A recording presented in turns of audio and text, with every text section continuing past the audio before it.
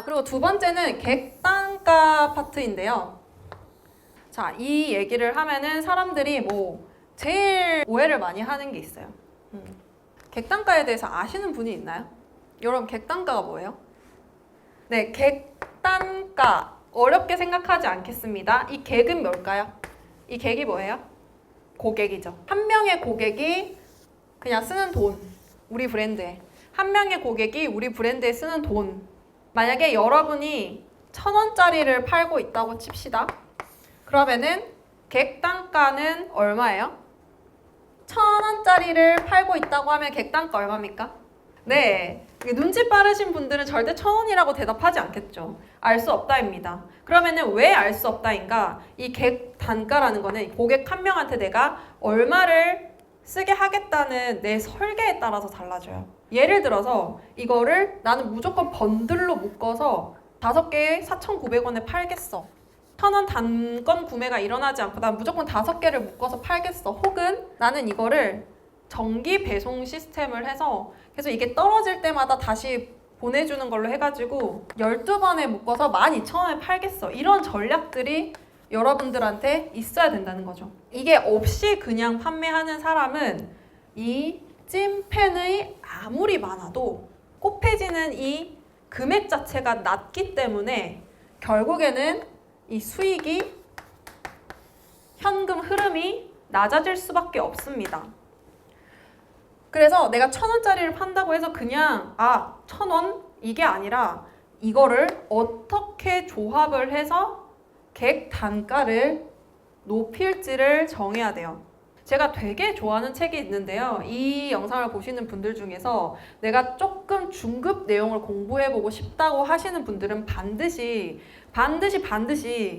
고객의 80%는 비싸도 구매한다라는 책에 보면은 42페이지에 필립 코틀러의 가격 설정 이론이라는 게 나와 있거든요. 그걸 반드시 공부를 한번 해보세요. 그 책을 제가 잠깐만 보지 않을 분들을 위해서 요약을 좀 해드리면은 조금 이제 어려운 얘기지만 굉장히 쉽게 얘기해 보겠습니다. 1분만 이제 집중을 해주세요. 자, 빨리 넘어올 거야. 좀 어려울 수 있기 때문에. 여러분, 에어컨 예시 한번 들어볼게요. 에어컨. 자, 에어컨의 본질이 여러분 뭐라고 생각하시나요? 에어컨의 본질. 근데 여기에서부터 여러분의 사업 지능이 아마 나올 거예요. 막 이렇게 조금 더 이제 트릭을 써서 물어볼까요? 이번에 진짜 예쁘게 디자인이 개발이 돼가지고 다른 브랜드들이랑 완전 다르게 AS 시스템을 완전 보강을 해서 에어컨이 출시가 됐어요. 이 에어컨의 본질이 뭐라고 생각하시나요? 자, 3초. 1, 2, 3. 모르시겠죠? 네. AS, 디자인 이런 것들로 다른 브랜드랑 차별화를 두긴 했지만 결국에 이런 거는 굉장히 이제 부가적인 연출 가치로 들어갑니다. 본질은 아니에요. 자, 에어컨의 본질이 그럼 뭐냐라고 하면은 에어컨이 기계요. 기계 자체일까요? 이 에어컨의 본질은 이 에어컨이 여기 실내 안에서 온도를 쾌적하게 해주는 실내 온도의 쾌적함 그 자체가 에어컨의 본질입니다. 그러면은 이게 뭐냐면요. 결국에는 내가 하는 상품과 서비스의 본질이 뭔지를 깨닫는 게 굉장히 중요합니다. 되게 인문학적인 영역이에요. 이거는 당신이 하는 상품의 서비스는 요겁니다 라고 이제 말하기도 되게 어렵죠. 만약에 내가 도너츠를 파는데 도너츠는 맛이야 이렇게 생각하실 수 있는 부분이 있겠지만 결국에 그 도너츠가 누구한테 어떤 상황에서 팔릴지를 알아야 되는 거예요. 진짜 도너츠 덕후들한테 팔겠다 하면은 마실 수 있죠. 도너츠를 먹었을 때 너무나 크게 막 느껴지는 행복감 이게 본질일 수 있는데 노티드라는 브랜드는 도너츠는 선물하는 거라고 이제 거기서는 상황 설정을 했거든요. 그래서 이 도너츠를 받았을 때 굉장히 힙하고 예쁜 어떤 오브제를 받은 것 같은 그 기쁨, 선물을 받는 기쁨을 본질로 했습니다. 그렇기 때문에 디자인이 이제 올라가면서 이제 가격도 높일 수 있는 이렇게 간 거거든요. 근데 이거 이해 안 되셔도 됩니다. 이거를 잘하셨다면 여러분 이제 마케팅 학자를 하셨겠죠. 네, 같이 배워가는 거예요. 저 같은 경우는 어떻게 했냐면요. 맨 처음에 제가 마케팅 대행사를 시작했을 때 이야기를 한번 해볼게요. 그때 제가 브랜드 블로그 대행 가격을 한 달에 300만 원으로 설정을 했어요. 근데 전 몰랐는데 다른 이제 업계의 다른 곳들은 거의 막 10만 원에서 30만 원까지도 하더라고요. 그래서 와, 이게 만약 30만 원을 해볼게요. 근데 저는 이렇게 파는지를 몰랐어요. 왜냐하면 제가 가격 설정을 할 때 업계 평균가가 얼마인지를 확인할 필요가 없었어요. 왜냐하면 내가 정한 고객이 그때 변호사분이었거든요. 그럼 내가 하는 마케팅의 본질은 이 변호사분이 내가 해주는 마케팅을 해서 수임이라고 그래요. 이게 사건을 의뢰받는 걸. 수임이 한 건이라도 더 되는 게 본질이잖아요. 제가 글을 하나라도 더 포스팅하는 게 본질일까요? 그냥 제가 쓴 글로 내가 5건을 쓰든 1건을 쓰든 30건을 쓰든 수임이 하나라도 더 되는 게 본질이잖아요. 그래서 제 가격의 기준은 다른 게 아니라 변호사 수임료가 기준이었어요. 제가 만약에 포스팅을 본질로 봤다면 글을 더 잘 써주고 더 상위 노출을 잘해주고 이게 블로그 마케팅의 본질로 봤다면 저는 당연히 업계 평균가랑 비교를 했을 거예요. 근데 그럴 필요가 없었던 게 내 고객한테 내가 해주는 마케팅이 어떤 가치를 주는지 거기 하나만 봤거든요. 그래서 변호사 수임료가 거의 300만 원부터 시작합니다. 그래서 300만 원으로 설정을 하고 변호사분한테 이렇게 말했어요. 저희랑 마케팅하면서 정말 한 건이라도 수임되지 않으면은 좀 환불을 해드리겠습니다. 근데 한 건 이상 수임을 하게 되면 무조건 변호사님이 이득일 거예요. 완전 초반에 이렇게 판매를 했었습니다. 여러분이 만약에 변호사님이면은 다른 평균 가격 30만 원인데 비싸서 안 할래요? 이렇게 말씀하실 것 같나요? 그러고 나서 제가 이제 또 클래스 101이라는 데서 강의를 판매하게 됐을 때 MD분이 이러더라고요. 김 팀장님, 저희 다른 블로그 강의들 다 19만 원 이렇게 팔고 있습니다. 김 팀장님도 블로그 강의니까 19만 원에 판매하시는 게 어때요? 라고 이제 물어봤을 때 그 블로그 강의를 듣는 분들은 보통 부업용으로 듣거나 아니면 뭐 직장인 분들이 듣는 경우가 많으니까 그렇게 객단가 설정이 됐겠네요. 저는 완전히 사업가들을 대상으로 강의를 할 거기 때문에 그 가격으로 하면은 듣지 말아야 될 사람들이 너무 많이 들어올 것 같아요. 그래서 제가 상세 페이지 맨 윗단에 그렇게 적어놨습니다. 사업자가 아니라면 이 강의를 절대 듣지 마세요. 라고 적어놓고 설정을 그때 이제 혼자서 51만 원에 합니다. 왜 이렇게 결정을 했냐면은 보통 마케팅 대행사에 쓰는 월 비용과 이 강의를 들었을 때 내부 마케터나 마케팅 대행 비용이 세이브 되는 걸 생각을 해서 이 강의를 들었을 때 이 돈의 2~3배의 가치를 줄 수 있겠다 라고 생각을 해서 이 가격으로 설정을 했었어요. 그러고 나서 결과는 이거 지금 4년이 지났는데 여전히 랭킹 안에 있습니다. 그래서 업계 평균가를 보는 게 아니라 제가 방금 말했던 그 본질이 뭐냐, 내 고객한테 내가 판매하는 상품이나 서비스가 어떤 역할을 해야 되는지를 인지를 해서 거기서 근거해서 올리고 내리고 하는 거예요. 사업자들이 해야 되는 당장 적용할 수 있는 팁 2가지를 알려드릴게요.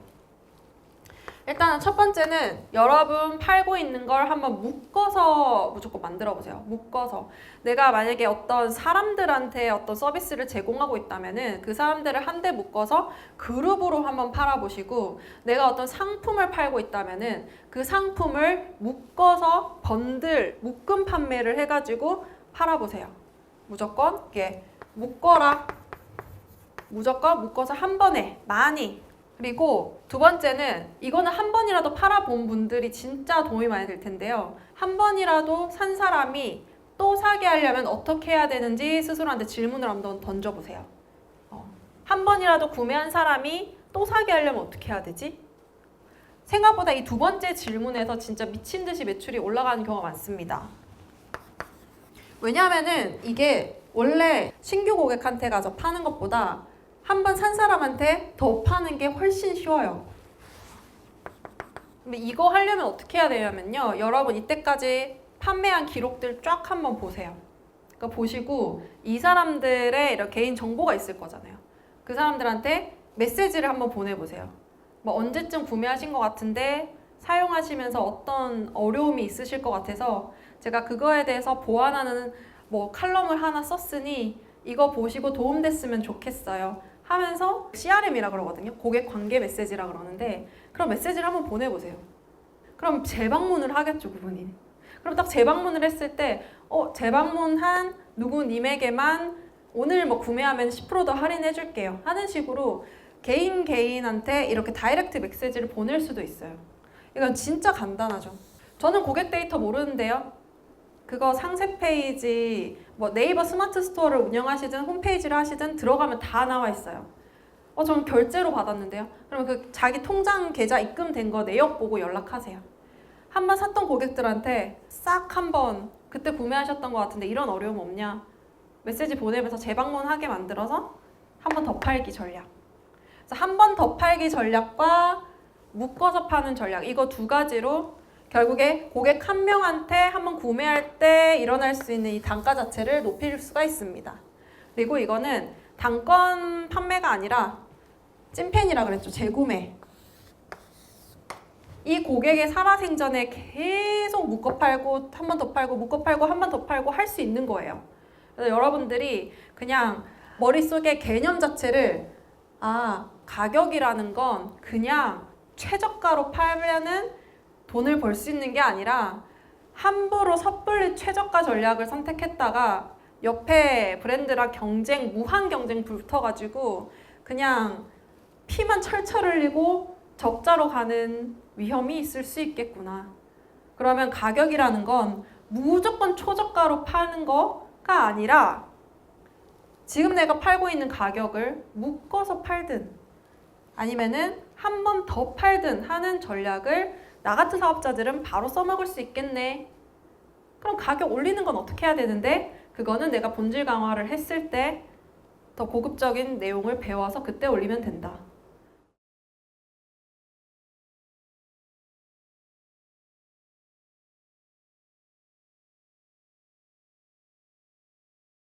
안녕하세요, 여러분. 여기 계신 분들은 정말 실행력이 진짜 강하신 분들인데, 일단 신청하셨다는 것 자체가 제대로 실행을 하려고 신청을 하신 분들일 것 같아요. 그쵸? 다들 약간 어디서 공부 좀 하신 분들이 모이셨구나. 그래서 한 달 동안 안전한 사람들끼리 열심히 이제 공부할 수 있겠다? 저도 그런 조를 만들 수 있겠다는 생각이 들어서 기분이 좋긴 하네요. 저는 사실 제가 클래스 원어원 VOD를 판매하고 느꼈던 게 뭐냐면은, 정말 이제 VOD, 이 돈 버는 시장에 VOD 붐이 확 일었을 때 제가 이제 들어와가지고 제 옆에서 이제 신사임당님 자청님이 끌어줘서 거의 그 라인에서 계속 3년 동안 판매탑, 심지어 지금도 전체 랭킹에서 4등이에요. 4년 전 강의가 이 말이 안 되죠. 근데 그렇게 많이 판매하면서 제가 느꼈던 게 뭐냐면은 좋은 내용을 알려준다고 해서 되는 게 절대 아니구나, 이걸 깨달았습니다. 여러분들도 그냥 뭔가 배우고 싶으면은 배울 강의가 너무 많죠. 그냥 클래스 원원 들으라고도 하고 싶어요. 전 클래스 원원에 진짜 다 막 정말 세세하게 하나하나 다 했거든요. 근데 다들 뭐라고 얘기하냐면은 듣긴 들었는데 실행단에서 다 막히는 거예요. 저는 고객의 눈이라는 걸 만들고 나서는 처음부터 고객의 눈을 만들진 않았고요. 제가 몸이 아파서 이상한 마케팅을 어느 정도 이제 선상에 올려놓고 퇴사하고 쉬고 있을 때 이제 클래스 원원 속에 저는 계속 열심히 사람들한테 이제 가르쳐주고 있으니까 계속 수강생은 쌓이고, 수강생들 중에서 저한테 이제 문의를 하시는 분들이 계속 생기잖아요. 질문을 들어보니까 다 실행을 하면 다 해소되는 것들인데, 아니 그 강의 5-1에 나온 건데 왜 물어보시죠? 이렇게 T적인 사고를 하다가 한번 고민을 해봤어요. 내가 수강생이라면은 뭐가 이제 고민일까 하다가 결국에 실행이구나 라고 해서 챌린지를 시켰어요, 사람들한테. 거기서부터 챌린지의 역사가 시작돼요. 그래가지고 챌린지를 시켰고, 그 챌린지에서 우승하신 분들하고만 제가 그룹으로 코칭을 한번 해줬습니다. 정말 이 모든 그룹 코칭의 서사의 첫 번째인데 당연히 무료로 했죠. 그래서 저도 재밌었어요. 들어와서 뭐 이게 고민이었구나, 그렇게 다 알려줘도 이걸 모르는구나, 이런 것들을 하면서 결론이 두 가지가 났는데요. 첫 번째 결론,